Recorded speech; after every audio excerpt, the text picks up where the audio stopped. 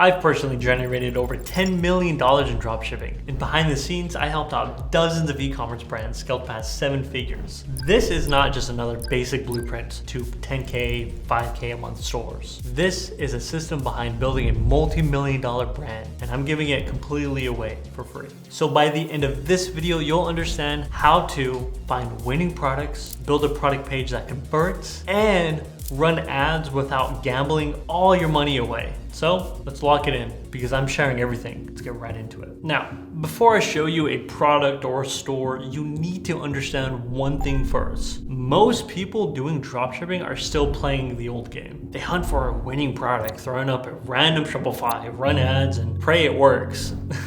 And then they panic the second when it doesn't. That is not building a business. That is gambling. Now, the reason me and my students have done over $50 million combined isn't because we got one lucky product. It's because we ran a system. Now, a 10K a month store usually has one thing working. One product, one ad account, and one creator and one angle. And if any of those break, the income breaks. But the real 7-figure brands think entirely different. They focus on customer experience, cleaner product pages, stronger offers, better positioning, and most importantly, repeated customers. And a $50 million brand goes even deeper. They know exactly who they're targeting, not just everyone, not people who are just interested in gadgets or specific people. Now, for an example, if a product has multiple benefits, but after testing a creative hook or even your audience, you realize pregnant women are responding the strongest. So that changes everything. The messaging,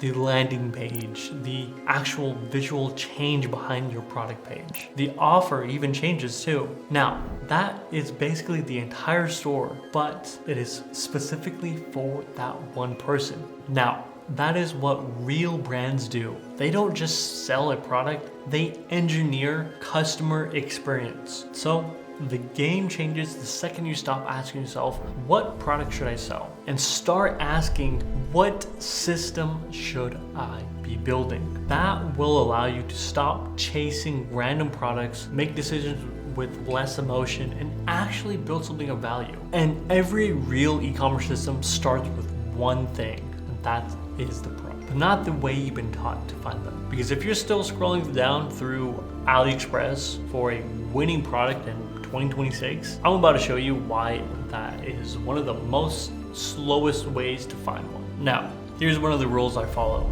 You don't invent demand, you enter it.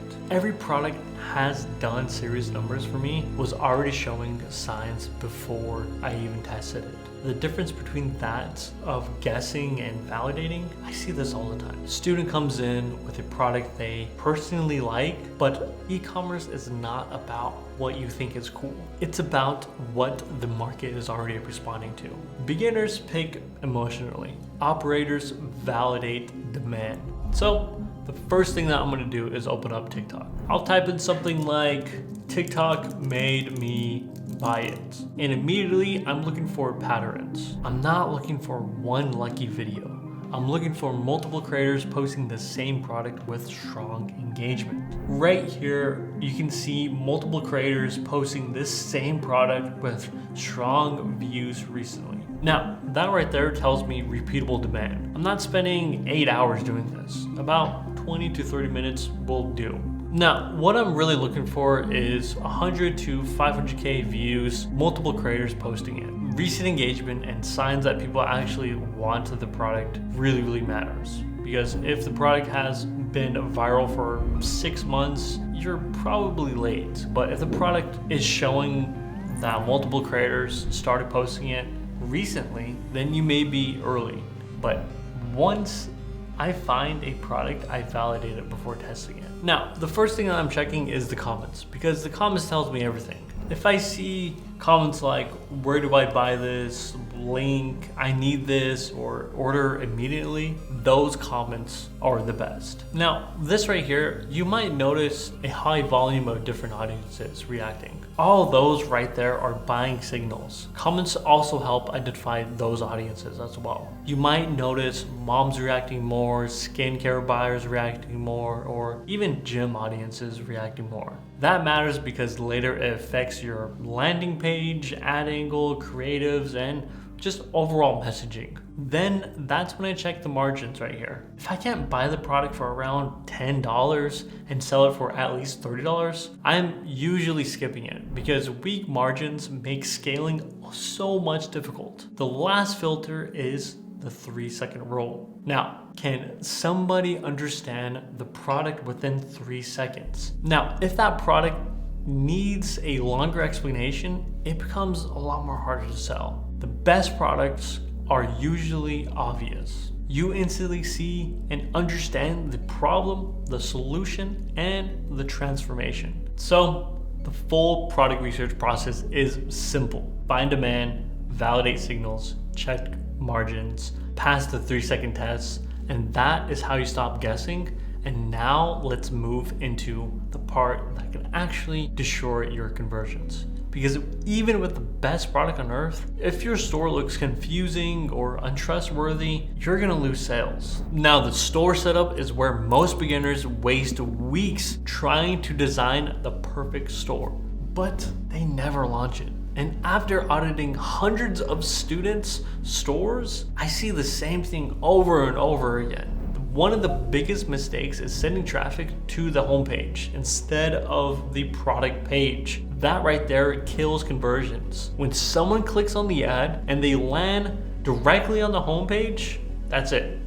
They should land directly on the thing that they are interested in, not go searching for it. The second issue is visual noise. Most beginners get this wrong most of the time as well. They have too many banners, too many pop-ups, colors and sections are completely all wrong. The customer gets overwhelmed, and when people get overwhelmed, they leave. Your product page should feel easy. And the third thing most beginners underestimate is the offer. Your perceived value matters just as much as everything else. That is why bundles, guarantees, reviews, shipping clarity, and even testimonials matter so much more than you even think. Any hesitation, like, is this legit? Is this worth buying? I'll probably buy it later, usually means a loss of transaction. Your job is to remove friction before it even happens. Now, let me tell you something. The biggest mental shift is this. Your store is not an art project. It is a conversion machine. Now, for the themes. We now use Ritual because it gives you clearer and cleaner product pages, layouts, stronger visuals, sections, and a better e-commerce structure out of the box. So when I open up Shopify right now, I'm gonna go over to the online store, then themes, and right here you can see the Ritual theme installed. The goal is not to over design. We care about clarity, speed, mobile optimization, and conversions. So I'm gonna go ahead and open up the product template first because the most traffic is going to be coming from mobile. Now, if the mobile experience looks bad, the store is not ready. Now, above the fold, customers should instantly understand what the product is, what it does, why it matters, and how to actually buy. That is why strong visuals, clean headlines, pricing, reviews, CTAs, placements all matter. Then the rest of the product page should follow a simple flow. The problem, the solution, the benefits, the visual proof, reviews, and all of your FAQs. And finally, your CTA. Now, every one of these sections right here should reduce hesitation. The visuals show the product working, the reviews reduces the risk, the FAQs handles objections, the offer increases your perceived value, and that right there is how you build a product page that actually converts. So now you have a validated product and a product page that can actually convert. The only thing standing between you and your first sale is traffic. Now, traffic is where most beginners light money on fire. They launch one creative, target one random interest, check every hour, and blame Facebook when it doesn't work. But the goal of your first campaign is not profit, it's data. You're not trying to scale on day one, you're trying to learn and understand, does that creative get attention? Do people click? Do people add to cart? Do they even purchase? That is why KPIs matter. No clicks means a creative problem, but clicks and no add to carts means a landing page problem or even an offer problem. If you do get add to carts but no purchases, that means a trust or a checkout problem. Operators don't guess, they diagnose the whole funnel. So I'm gonna go ahead and open up my ads manager right here. I'm gonna go ahead and show you exactly how to create that sales campaign. And instead of launching one or two creatives, I'm launching 10 to 15s with different hooks, different angles, different first 3 seconds, because you don't know what's going to win, the market does. So I'm giving the market enough options to vote on the best one.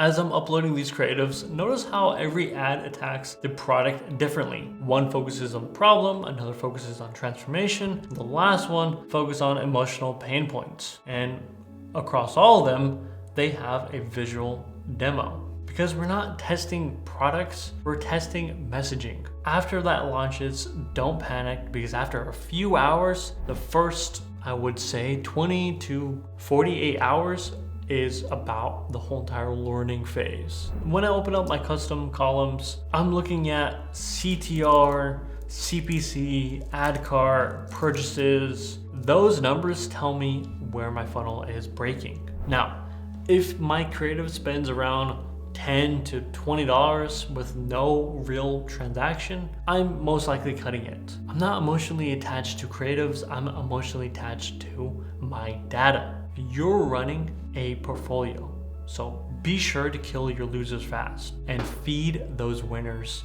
more of your budget. That is the real system. Find validated products, build a clean product page, and launch multiple different creatives.